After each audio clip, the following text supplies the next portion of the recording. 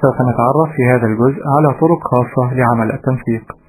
فنبدأ باختيار الخلايا التي نريد تنسيقها، ثم نفتح القائمة Format ونختار الأمر Cells، ومن المربع الحواري Format Cells نختار لوحة المتغيرات Number، ومن القائمة Category نختار Special.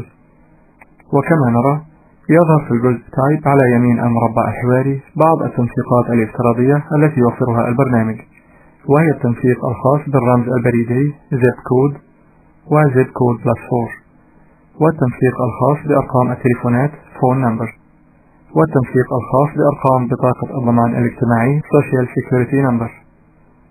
فنختار على سبيل المثال تنسيق أرقام التليفون Phone Number ونضغط OK.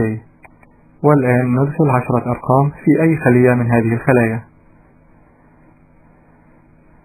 ونضغط Enter، فنجد أن البرنامج يقوم بتنسيق هذه الأرقام تلقائيا كما نرى. وللتعرف على نوع آخر من التنسيقات نختار مجموعة الخلايا التي نريدها، ثم نضغط على المفاتيح Ctrl و1 من لوحة المفاتيح للعودة إلى المربع الحواري مرة أخرى، ونختار Social Security Number ونضغط OK. ثم ندخل 9 أرقام في أحد الخلايا التي قمنا بتحديدها ونضغط Enter، وكما نرى أن البرنامج قد أعاد تنسيق هذه الأرقام تلقائيا.